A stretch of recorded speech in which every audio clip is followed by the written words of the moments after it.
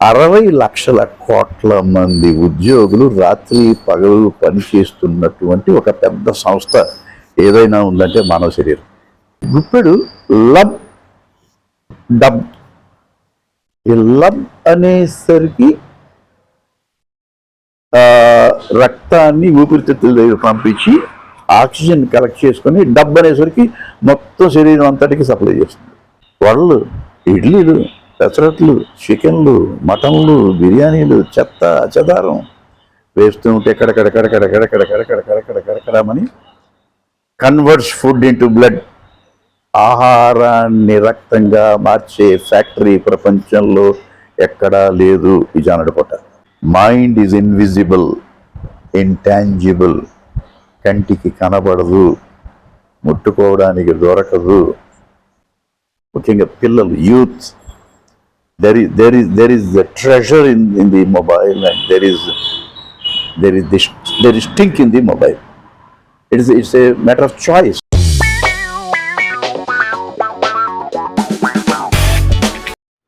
Bharathi Nagar Novotel hotel రోడ్లో ఉన్న దాసు గారి ఇంటికి ఇవాళ వారిని ఇంటర్వ్యూ చేయడం కోసం వెళ్ళటం జరిగింది.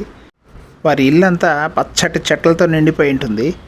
లోపలికి వెళ్ళగానే ఒక్కసారి ఒక మంచి భావన కలిగింది ఆ పచ్చదనం చూసి.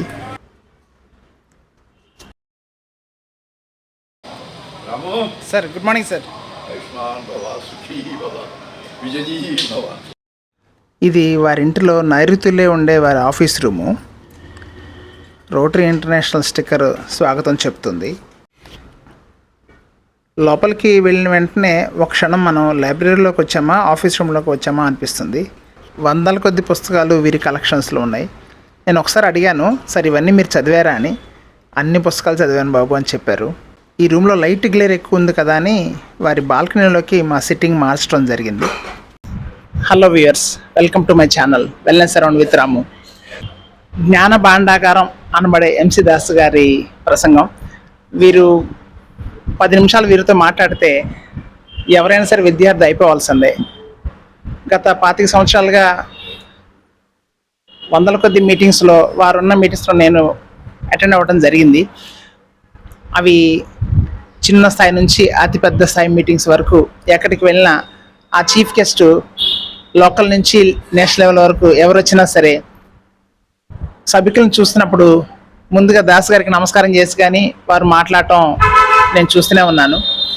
అంతటి స్థాయి పేరు ప్రఖ్యాతులు గడించి అత్యంత మంచి మనసుతో అనేక గుప్తదానాలు చేస్తూ, అనేక జ్ఞానదానాలు చేస్తూ, ఎంతోమందిని పునీతం చేస్తున్న 15 రోజులుగా ప్రయత్నం చేస్తుంటే ఇవాళకి ఒక అరగంట మాత్రం నాకు టైం కేటాయించుకునే ఫుల్ బిజీగా ఉండే గురుగారు దాస్ గారు, వారి పక్కన కూర్చునే అర్హత నాకు లేదు. కానీ నా దగ్గర ఉన్న ఒక కెమెరా ఫ్రేమ్లో సెట్ అవ్వాలంటే కూర్చొని తీరాల్సిందే. క్షమించండి సార్. ఆయుష్మాన్ భవ, సుఖీ భవ, విజయీ భవ. Thank you so much sir. మీరు అందించిన ఈ అద్భుతమైన వివరాలు నిస్సందేహంగా అనేక మందికి జ్ఞానోదయం కలిగిస్తాయని, మంచి ఇన్ఫర్మేషన్ అందిస్తాయని నేను మనస్ఫూర్తిగా భావిస్తున్నాను sir. Thank you so much sir. Das గారు నమస్కారం అండి. ఆయుష్మాన్ భవ. Thank you sir. సార్, మీరు నాకు సుమారుగా 96 నుంచి పరిచయం అండి. అప్పటి నుంచి అనేక సభల్లో నేను మీ ప్రసంగాలు వింటూనే ఉన్నాను. మీ ప్రసంగం విన్నప్పుడల్లా ఒక రకమైన జోష్ ప్రవేశిస్తుంది శరీరంలో. అలాగే మీరు చెప్పిన అనేక విషయాలు నా మస్తకంలో నేను ఎప్పుడూ రాసుకుంటూనే ఉన్నాను సార్. అత్యంత స్ఫూర్తిదాయకంగా ఉండే మీ ఆరేషన్స్ అన్నీ కూడా ఎప్పుడు కూడా హైలీ ఇన్ఫర్మేటివ్గా ఉంటాయి సార్. అలాంటి వాటిల్లో ఒకటైన మన శరీరం లోపల ఉన్న ప్రపంచం గురించి మీదైన శైలిలో ఒకసారి మీరు వివరించినప్పుడు నేను ఎంతో స్ఫూర్తి పొందాను సార్. దాన్ని మా ఛానల్ వీక్షకులకు కూడా షేర్ చేసుకోమని మిమ్మల్ని రిక్వెస్ట్ చేసిన మీదట ఇవాళ మిమ్మల్ని కలవటం జరిగింది. కొంచెం ఆ ప్రసంగాన్ని మళ్ళీ ఒక్కసారి మా ప్రేక్షకులకు తెలియజేస్తారని రిక్వెస్ట్ చేస్తున్నాను సార్. ఒకసారి నాకు ఒక ప్రశ్న ఉదయించింది. నేనెవరు? Who am I? ఆ ప్రశ్నకు చాలా సమాధానాలు వచ్చాయి.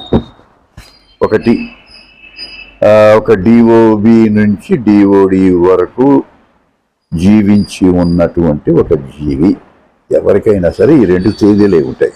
Date of birth to date of death. Date okay of birth, date of death. Okay జననం, మరణం అంటారు. ఈ రెండు తేదీల మధ్య బ్రతికేటువంటి ఒక జీవి. ప్రతి జీవికి, చీమ నుంచి ఏనుగు వరకు ప్రతి జీవికి కూడా ఈ రెండు తేదీలే ఉంటాయి. సార్. ఈ తేదీల మధ్య ఎలా బ్రతకాలి అంటే ముందు మనం తెలుసుకోవాలి, మన శరీరం గురించి తెలుసుకోవాలి. ఆరోగ్యంగా జీవించాలి అంటే శరీరం గురించి తెలుసుకోవాలి. ఆనందంగా జీవించాలంటే మనసు గురించి తెలుసుకోవాలి. చేత వీటి మీద చిన్న అధ్యయనం చేస్తే చాలా సమాధానాలు దొరికాయి. అదే కాకుండా దానికి సంబంధించినటువంటి కొన్ని పుస్తకాలు చదివా. అది నో యువర్ బాడీ అనే ఒక అద్భుతమైనటువంటి పుస్తకం. డెస్మాండ్ మారిస్ అని, ఆయన ప్రపంచంలో ఒక ప్రఖ్యాతిగాంచినటువంటి జువాలజిస్ట్. ఆయన ఒక authority on the human anatomy, ఈ శరీరము, ఇందులో ఉన్నటువంటి సిస్టమ్స్, వీటి మీద ఒక అథారిటీ. ఆయన పుస్తకం చదివిన తర్వాత నాలో మరికొన్ని ఆలోచనలు. అసలు ఏమిటిది ఈ మానవ శరీరం, దీని ప్రత్యేకత ఏమిటి అంటే, మనకి ప్రపంచంలో కంటికి కనిపించేవి 87 లక్షల జీవరాశులు ఉన్నాయి. జీవరాశి అంటే వెన్నెముక ఉన్నటువంటివన్నీ ఒక రాశి, తోక ఉన్నటువంటివన్నీ కూడా ఒక రాశి, రెక్కలు ఉన్న అన్నీ కూడా ఒక రాశి. అలా 87 లక్షల జీవరాశులు ఉన్నాయి కంటికి కనిపించేవి. వీటికి ఒక 10 రెట్లు కంటికి కనిపించినటువంటి బ్యాక్టీరియా, వైరస్, ఆ జీవరాశులు ఉంటాయి. ఈ జీవరాశుల్లో వెన్నెముక ఉన్నటువంటి జీవరాశులు 195 రకాల తోకలేని కోతులు ఉంటాయి. ఈ తోకలేని కోతులు ఏప్స్ అంటారు. అంటే తోక ఉంటే మంకీ, తోక లేకపోతే ఏప్, ఏపీఈ, ఏప్. ఓకే. ఈ 195 రకాల తోకలేని కోతులలో 195వ రకం సేపియన్, హోమోసేపియన్ అంటారే మనిషి. ఓకే. ఈ మనిషి శరీరం ఒక అద్భుతమైనటువంటి ప్రపంచం ఇది. దీని మీద ఎప్పుడు కూడా తెలుసుకోవాలి. నోయింగ్ ఈజ్ గ్రోయింగ్ అన్నారు మహానుభావులు. నాస్తి జ్ఞానాత్ పరం సుఖం అన్నారు శాస్త్రకారులు. నాస్తి జ్ఞానాత్ పరం సుఖం, జ్ఞానంతో సమానమైనటువంటి సుఖం ప్రపంచంలో ఏది ఉండదు. దుఃఖం అనేటువంటిది అజ్ఞానమే. నాస్తి జ్ఞానాత్ పరం సుఖం. అలాగే సోక్రటీస్ మహానుభావుడు, క్రీస్తు పూర్వము 4వ శతాబ్దం వాడు. సోక్రటీస్ అనేటువంటి ఒక గొప్ప తత్వశాస్త్రవేత్త. ఆయన యొక్క జ్ఞానాన్ని భరించలేక ఆయనకి విషం ఇచ్చి చంపారు. ఆయన ఏమంటారంటే, ఒక వాక్యం, అది జీవితాంతం దానిని మననం చేసుకుంటూ ఉంటే మన జీవన విధానంలో మార్పులు వస్తాయి. And unexamined life is not worth living. పరీక్షించుకోనటువంటి జీవితము వ్యర్థము. ఏమిటి పరీక్షించుకోవాలి అంటే, ఎంత డబ్బు ఉందో పరీక్షించుకోవాలా, ఎన్ని ఆస్తులు ఉన్నాయో పరీక్షించుకోవాలా, ఎంత పవర్ ఉందో పరీక్షించుకోవాలా? కాదు. నా ఆలోచనలు ఎలా ఉన్నాయి, నా మాటలు ఎలా ఉన్నాయి, నా చేతలు ఎలా ఉన్నాయి, వీటిని పరీక్షించుకోమన్నాడు ఆయన. అంటే అసలు ముందు శరీరం గురించి తెలుసుకుంటే పరీక్షించుకోవడానికి అవకాశం ఉంటుంది. What is body? శరీరం ఏమిటి?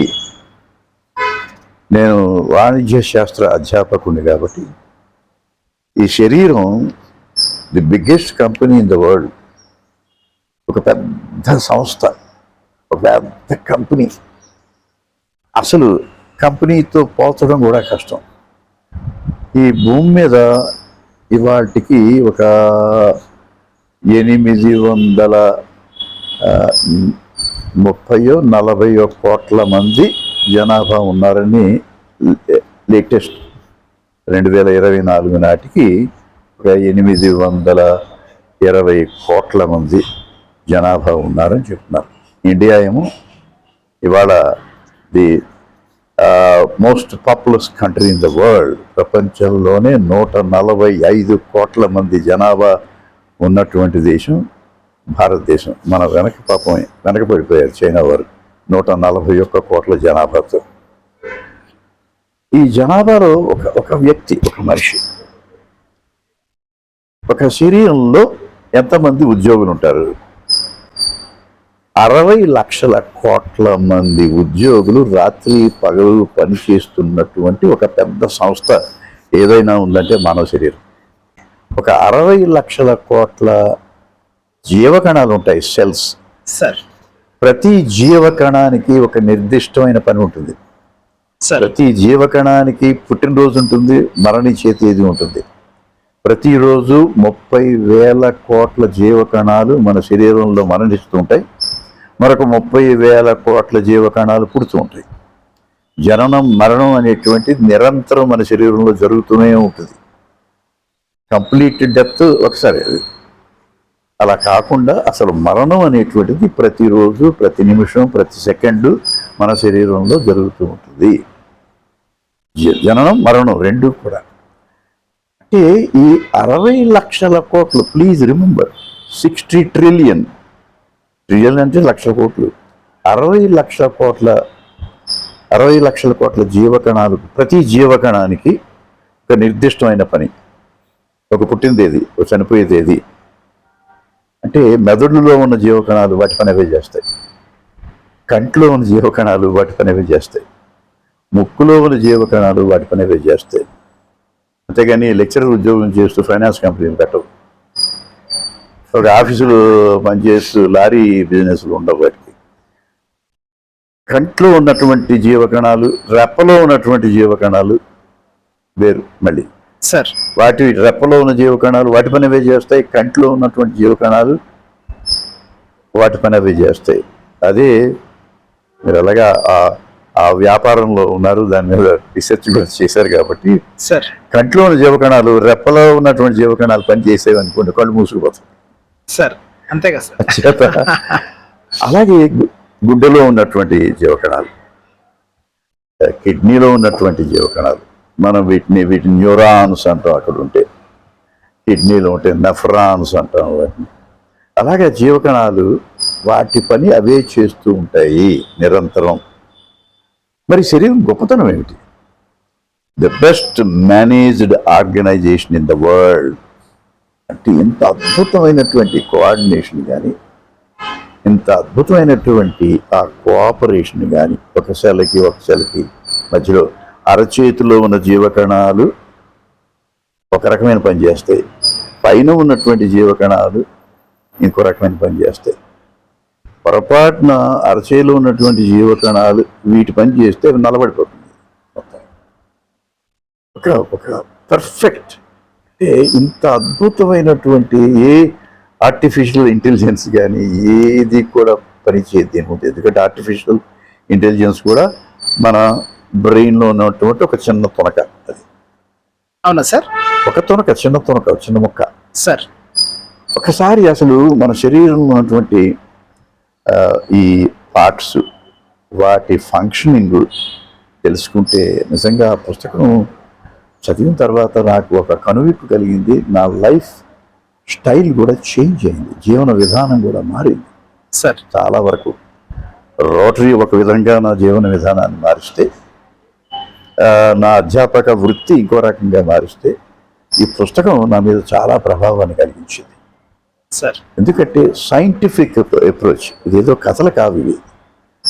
ఉదాహరణకి మెదడుతో సమానమైనటువంటి కంప్యూటర్ ప్రపంచంలో లేదు సార్. అంటే ఆశ్చర్యకరంగా ఉంటుంది.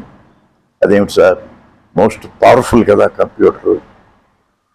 ఒక మనిషి ఒక రోజులో చేసేటువంటి అతి సాధారణమైన పనులు, అంటే పెద్ద ఏదో క్రియేటివ్ వర్క్ లేకపోతే ఒక పెద్ద పుస్తకం రాయడమో, ఇవేమీ పెద్ద ప్లాన్ చేయడమో ఏమీ కాకుండా అతి సాధారణమైనటువంటి పనులు ఒక కంప్యూటర్ చేయాలి అంటే న్యూయార్క్ సిటీ అంత పెద్ద కంప్యూటర్ని నిర్మించాలి అని కంప్యూటర్ ఎక్స్పర్ట్స్ చెప్తున్నారు సార్. మనిషి మెదడు ఒక రోజులో చేసే అతి సాధారణమైన పనులు ఒక కంప్యూటర్ చేయాలంటే న్యూయార్క్ సిటీ అంత పెద్ద కంప్యూటర్ని నిర్మించాలి అన్నారు. ఒక ఒక ఒక ఒక న్యూరాన్, అందులో 3,000 కోట్ల న్యూరాన్లు ఉంటాయని ఒక అంచనా. సార్. మన మెదడుకు ఒక స్ట్రక్చర్ ఉంది కదా, yes sir. Mushroom shape, yes sir. పుట్టగొడుగు షేప్లో ఉంటుంది. సార్. గ్రే కలర్డ్, బూడిద రంగులో ఉంటుంది. దానికి ఒక జాగ్రఫీ ఉంది. స్టెమ్ అని, మెడులా బ్లాంగెటా అని, ఎమిగ్జలా అని, రకరకాలు, ఫ్రంట్ బ్రెయిన్ అని, హైండ్ బ్రెయిన్ అని, లెఫ్ట్ బ్రెయిన్ అని, రైట్ బ్రెయిన్ అని, సెంట్రల్ బ్రెయిన్ అని, దాని పార్ట్స్ ఉన్నాయి. మనం ఎవరి తలకాయ పగలు కొట్టక్కర్లేదు బ్రెయిన్ చూడడానికి. హాయిగా మెడికల్ కాలేజీకి వెళ్తే మంచి జార్లో మనకి మెదడు కనిపిస్తుంది. అంత చిన్న మెదడు, దానిలో ఒక 3,000 కోట్ల న్యూరాన్లు ఉంటే ఒక న్యూరాన్లో ఆశ్చర్యపోతారు. 5 ఎన్సైక్లోపీడియా బ్రిటానికా తెలుసు కదా. ఎన్సైక్లోపీడియా బ్రిటానికా అంటే 10-12 పుస్తకాల సెట్ అది. సార్. అలాంటిది 5 ఎన్సైక్లోపీడియా బ్రిటానికాలో ఉన్నటువంటి మ్యాటర్ని సార్ ఒక్క న్యూరాన్లో స్టోర్ చేయొచ్చు అంట. అంటే what is the power of the brain? What is the power of the brain? అసలు దీనికున్న శక్తి అనూహ్యం. It is beyond our comprehension. ఒకసారి ఆలోచించండి, భూమి మీద ఉన్నటువంటి ఒక గుండు సూది నుంచి, from pin to rocket, everything has come from the human brain. ఏది ఆకాశం నుంచి ఊడిపడలేదు. అంటే దాని పవర్ ఇంకా వస్తున్నాయి, కొత్త వస్తున్నాయి ఇంకా ఆ బ్రెయిన్ నుంచి. అంత powerful. Earth's greatest treasure lies in its human beings అంటాడు. భూమి తాలూకా సంపద అంతా కూడా మనిషి మెదడులోంచి వచ్చిందే. అంత పవర్ఫుల్. ఇలా చెప్పుకుంటూ పోతే అందుకే వాళ్ళు మన టాపిక్ కూడా నో యువర్ బాడీ. సార్. మీ శరీరము గురించి మీరు తెలుసుకోండి. ఎప్పుడైతే శరీరం గురించి మనం తెలుసుకుంటామో దాన్ని దుర్వినియోగం చేయం. చాలామంది దుర్వినియోగం చేస్తున్నారు.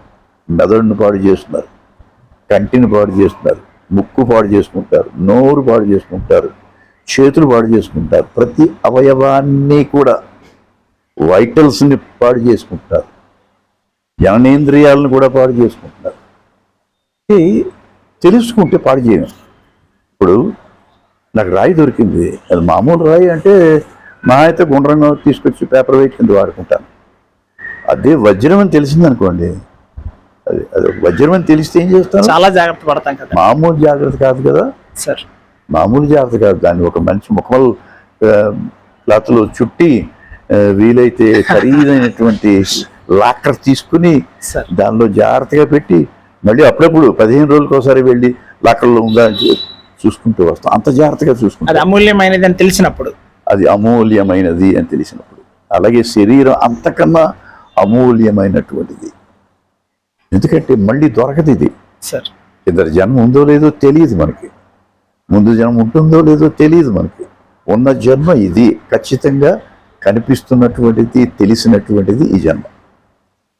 మరి దీన్ని పాడు చేసుకుంటే అది కర్మ.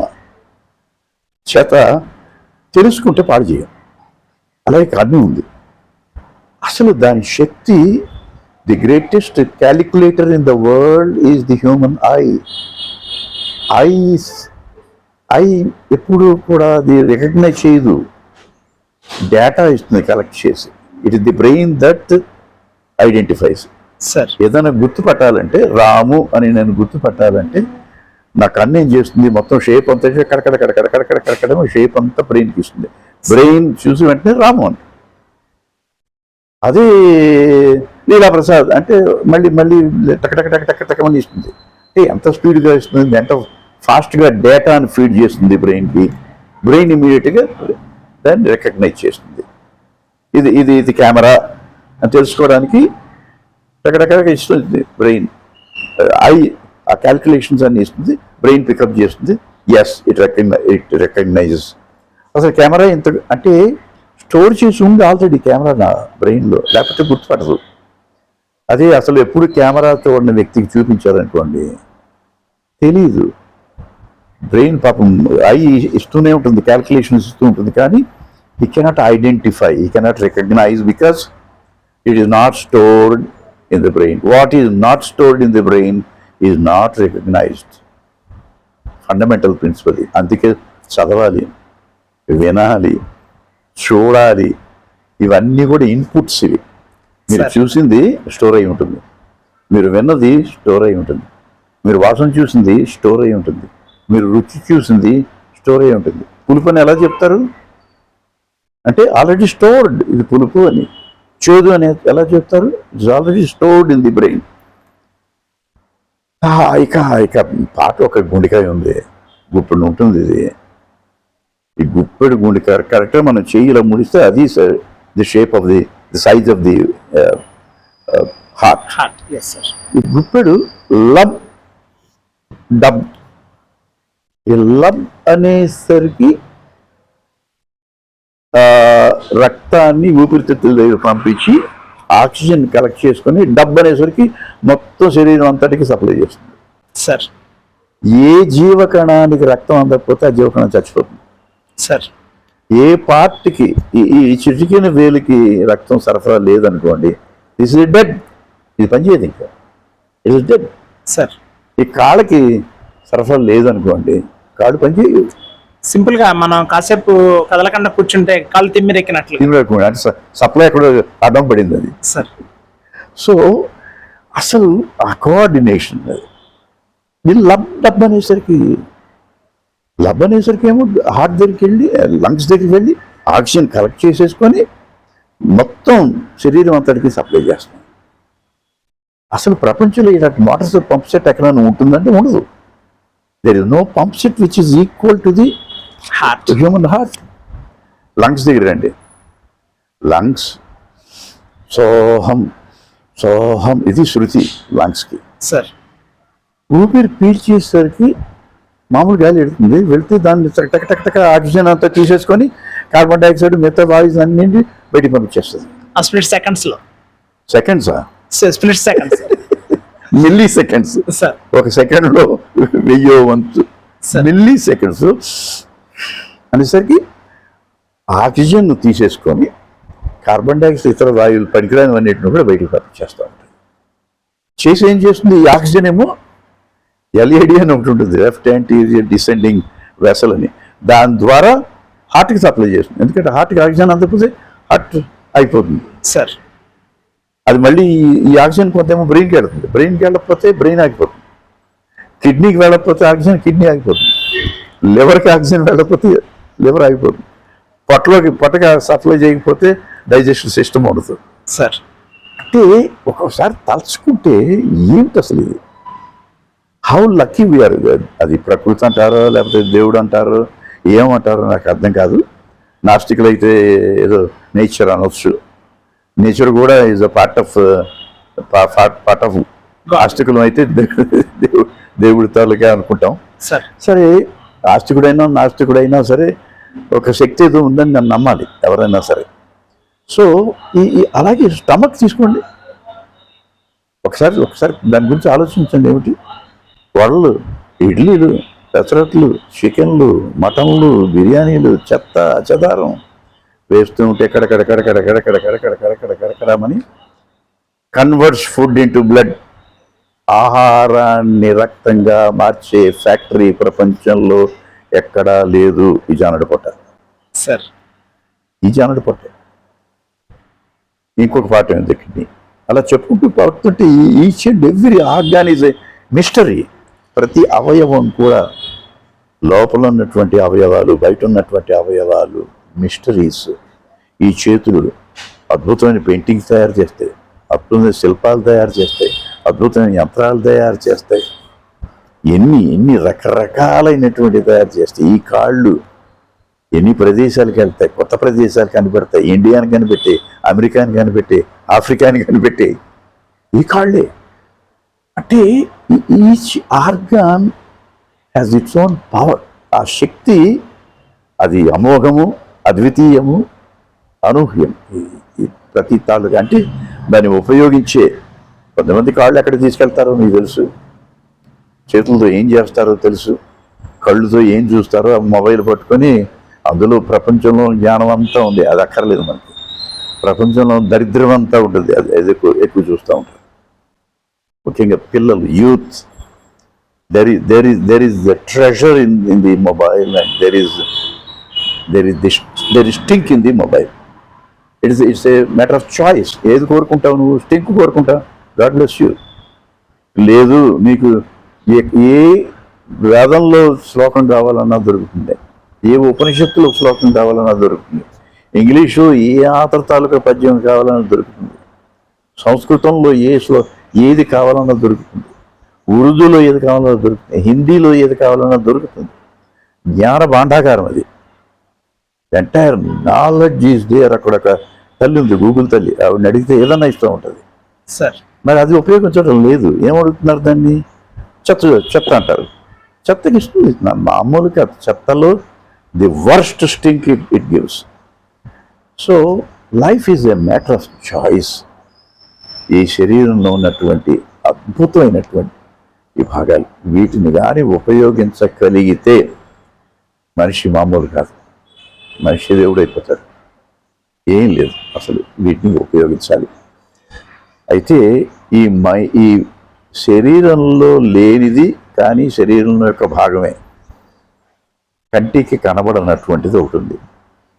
దాన్నే మైండ్ అంటారు, మన తెలుగులో మనస్సు అంటారు. మన ఏవ మనుష్యానాం కారణం బంధ మోక్షయో. చిటికన వేలు కూడా ఆ మనస్సు యొక్క ప్రమేయం లేకుండా, అది చెప్పకుండా ఈ చిటికెన వేలు కూడా లేవదు. ఈ చిటికెన వేలు లేవాలంటే బ్రెయిన్ కాదు, మైండ్. కంటికి కనపడదు. ఇట్ ఈస్ ఇన్విజిబుల్, ఇంటాంజిబుల్ కానీ ఉంది. ఎవరైనా నీకు మైండ్ ఉందా లేదా అంటే ఉంది సార్ అంటాడు. ఎక్కడుంది? బ్రెయిన్ ఎక్కడుంది తెలుసు మనకి. కిడ్నీ ఎక్కడ ఉంటుంది, తర్వాత ఏదో హార్ట్ ఎక్కడ ఉంటుంది, లంగ్స్ ఎక్కడ ఉంటాయి, కళ్ళు ఎక్కడ ఉన్నాయి, ముక్కు ఎక్కడ ఉంటుంది తెలుసు. But where is mind? మనసు మన ఎక్కడ ఉంటుంది సార్? శరీరంలో ఉండదు, కానీ మొత్తం శరీరాన్ని నడిపించేది మనస్సు. Sir mind is invisible, intangible, కంటికి కనబడదు, ముట్టుకోవడానికి దొరకదు. సార్ అతి శక్తివంతమైనటువంటిది మైండ్. దాని శక్తి మనిషిని చంద్రమండలం మీద తీసుకెళ్తుంది, సూర్యమండలం మీద తీసుకెళ్తుంది. సార్ బ్రెయినా మైండా సార్? మైండ్. ఓకే. మైండ్. ఆ మైండే మన చేత అన్ని వ్యసనాలకి బానిస చేస్తుంది. సార్ ఆ మనసే మంచి గుణాలకి దారి చూపిస్తుంది. ఆ మనసే విజయం వైపు నడిపిస్తుంది. ఆ మనసే ఆ పరాజయం వైపు నడిపిస్తుంది. ఆ మనసుని కానీ మనం మన ఆధీనంలో లేదా అది చెప్పిన మంచి వింటూ ఉంటే, చిన్న మెకానిజం ఏమిటంటే చాలా మంది మనం వేరు మనసు వేరా సార్? మనం వేరు మనసు వేరా అండి? మనల్ని నడిపించేది మనసు సార్. ఆ నడిపించేటువంటి శక్తిని కానీ మనం వినియోగించుకుంటే అద్భుతాలు సృష్టిస్తాం, లేకపోతే అధ్వాన స్థితికి వెళ్ళిపోతాం. Even doctors or scientist, they have to agree that mind is invisible. Reader's Digest వాడు ఇంత పెద్ద పుస్తకం వేశాడు, ది మైండ్ అని. సార్ ఒకసారి నా లైబ్రరీలోకి వస్తే చూపిస్తాను. సార్ మైండ్ అంటే ఆత్మ అనుకోవచ్చా? సోల్ అది అనుకోవచ్చా అండి? ఆత్మ కాదు. కాదండి? ఆత్మ కాదు. ఓకే. మైండ్ అంటే ఇది జీవాత్మ అనుకోవచ్చు, ఎందుకంటే spirit is above the mind. Sir శరీరము, మనస్సు, ఆత్మ, సోల్.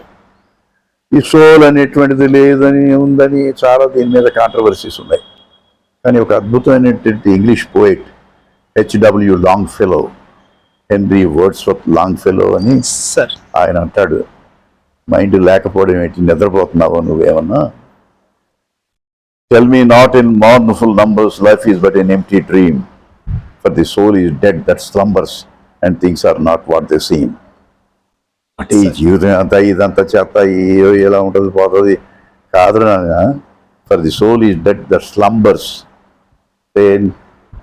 కళ్ళు మూసుకొని నిద్రపోతున్న వాడికి, ఆ అవస్థలో ఉన్నవాడికి అసలు ఏమీ కనిపించదు, ఏది నిజము ఏది అబద్ధం అని తెలియదు. Life is real, life is earnest and the grave is not its goal. Dust thou art to dust return, it was not spoken of the soul అంటాడు. అంటే మట్టిని పుట్టి మట్టిని కలిసే అనే సిద్ధాంతం ఆత్మకి సంబంధించింది కాదు. అదే భగవద్గీతలో కూడా అదే చెప్తాడు. బాగా దాన్ని అసలు ఎవరు ఆత్మ అనేటువంటి దానికి సాగు లేదు, శరీరానికి సాగు ఉంటుంది కానీ ఆత్మకి లేదు అని.